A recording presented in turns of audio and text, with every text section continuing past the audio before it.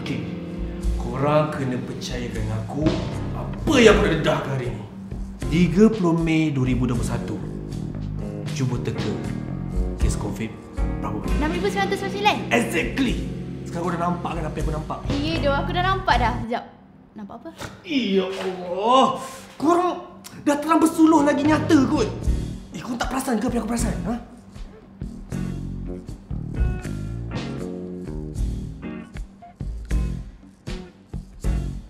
Lagu 6669 daripada Neon Indian. So kenapa dengan lagu tu? Kes COVID pada 30 Mei 2021. Kalau korang terbalikkan, jadi apa? 9,996? Bukan terbalikkan macam tu, tapi macam ni. Sekejap. Amni kau cakap ni siap? Tahu tak? Betul diri aku ni. Cuba korang tengok ni betul-betul. Nampak ni? Diri dia banyak gila mention strand. Korang tahu tak masuk strand ni apa?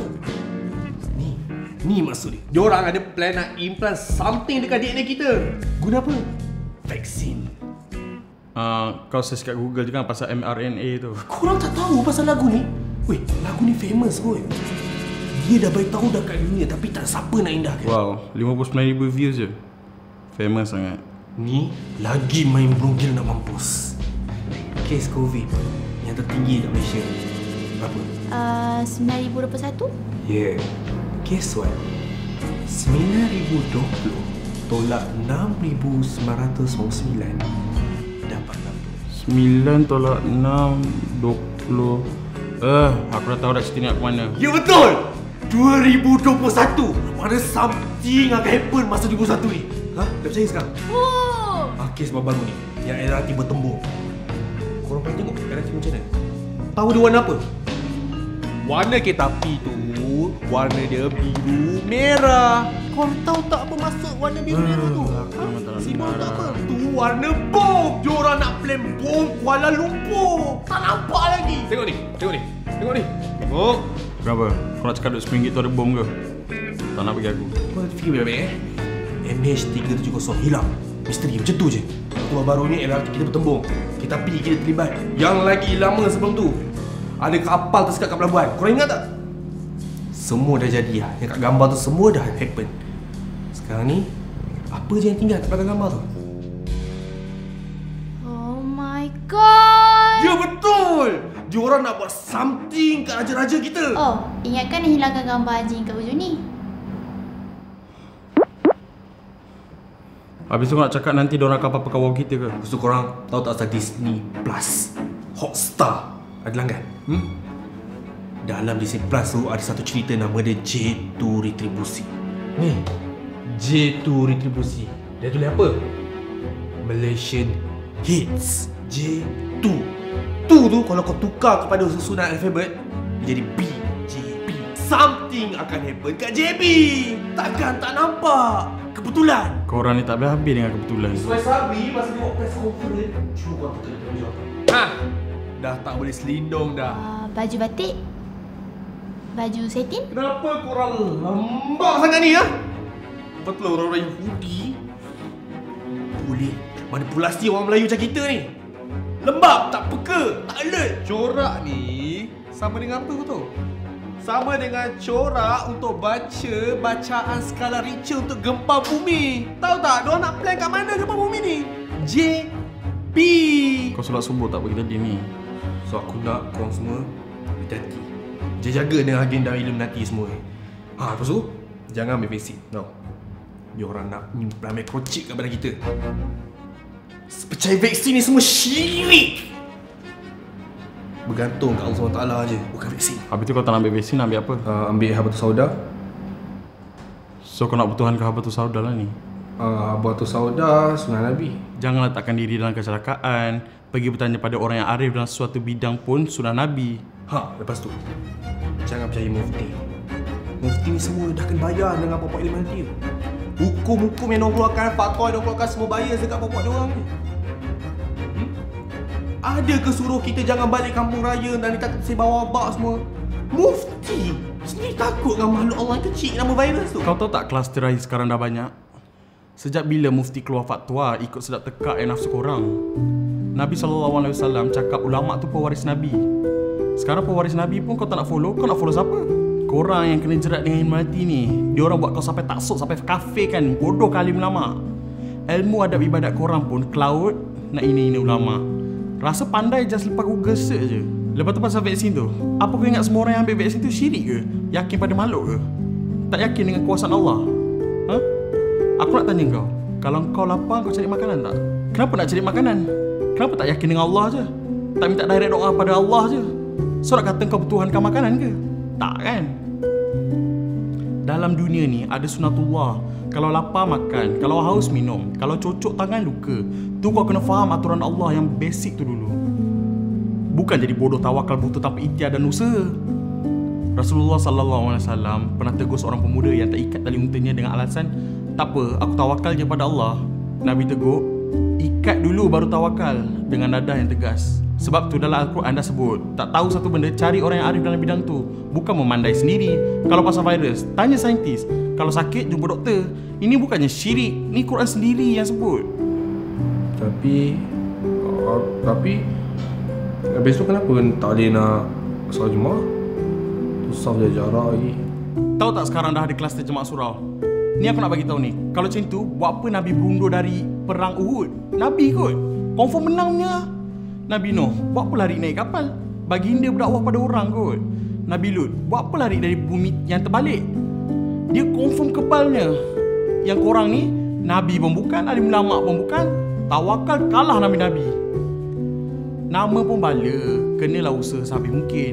Ni semua usaha, bila dah habis segala langkah, baru tawakal. Bukan cari penyakit. Tak perlu timbulkan rasa berdosa sebab tak dapat solat Jumaat. Sebab tu arahan pemerintah. Nabi sendiri bagi tahu dalam hari riwayat Abu Daud, Al-Baihaqi dan Ibnu Majah, tak perlu ke masjid kalau ada uzur.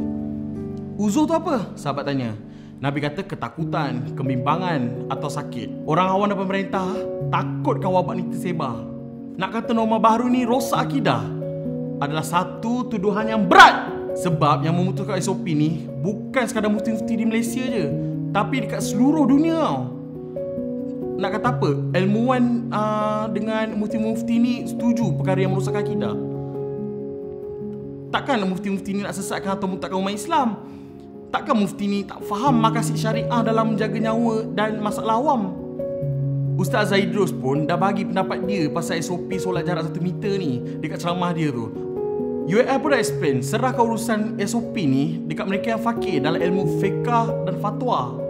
Kalau korang hebat ilmu akhlak dan adab, jangan sibuk kondem bab fiqah dan usul. Kat Gaza, sampai hari ni pimpinan Hamas masih arahkan masjid-masjid untuk solat jarak 1 meter. 5 Mei lepas, baru Gaza dibenarkan untuk solat berjemaah full 1 meter di masjid-masjid setelah sekian lama masjid-masjid di Gaza dilimitkan jemaah. Masjid Al-Aqsa pernah tutup 2 bulan lebih masa Ramadan tahun lepas. So nak cakap apa? Umat pilihan Allah di tanah Syam tu rosak akidah sebab pernah tutup masjid masa kes tengah tinggi. Adakah mereka rosak akidah kerana pernah solat jemaah berjarak ketika kes tengah tinggi? Ustaz Hafiz Soroni pernah explain dari fakta sejarah. Masjid-masjid pernah ditutup suatu masa dulu akibat wabak. Tahun 1048, masjid-masjid di Andalusia dan Mesir ditutup kerana wabak. Tahun 1347 sampai 1351, masjid-masjid pernah ditutup di Andalusia, Mesir, Cordoba dan tanah Syam akibat wabak Black Death. Tahun 1424, berlaku wabak di Mekah. Sehingga masa tu hanya satu imam dan satu makmum je boleh solat kat Masjidil Haram tu. Walaupun masjid-masjid diarahkan tutup pada masa dulu, Islam tak pernah padam. Islam semakin kuat adalah sebab Islam jadi pembangkit ilmu perubatan kuarantin. Ada ke umat Islam beramai-ramai jadi rosak akidah akibat masjid ditutup masa tu? Mufti-mufti berfatwa berkenaan SOP ni, mereka pun telah diberikan dalil-dalil dan hujah mengikut metodologi pemfatwaan dalam istibat, hukum dan mengikut peranan mereka sebagai mufti. Menjaga nyawa adalah lebih utama. Sahabat Nabi tersilap beri pendapat sampai menyebabkan seorang sahabat meninggal. Tak rujuk alim. Nabi marah bagi golongan yang sanggup langgar SOP untuk menegakkan agama sampai suruh slipper, solat dalam gelap kat masjid dengan surau. Lepas tu menyebabkan kluster baru dan berakhir dengan kematian. Sila hayati kisah ni. Ada seorang lelaki di zaman Rasulullah yang luka parah. Lepas tu dia mimpi basah. Jadi sebab tu sepatutnya kalau mimpi basah dia perlu mandi wajib, kan? Tapi dia tengah sakit ni tak boleh kena air. Nak buat macam mana? Sahabat yang lain kata kena mandi wajib juga. Mana ada pilihan lain dah. Jadi dia pun mandi dan luka dia tu terkena air menyebabkan jadi lagi parah dan akhirnya dia meninggal dunia. Bila Rasulullah tahu perkara ni, apa baginda buat? Baginda senyum ke? Tak, Rasulullah marah yang amat. Baginda bersabda, mereka telah membunuhnya, semoga Allah membunuh mereka pula. Kenapa mereka tak bertanya? Bila tak tahu? Kerana hanya sesungguhnya ubat kepada kebodohan adalah bertanya. Hadis ini diriwayatkan oleh Abu Daud dalam bab taharah dan selainnya daripada Jabir. Begitu juga zaman kita ni, bila berlaku wabak macam ni, jadi kita nak buat apa?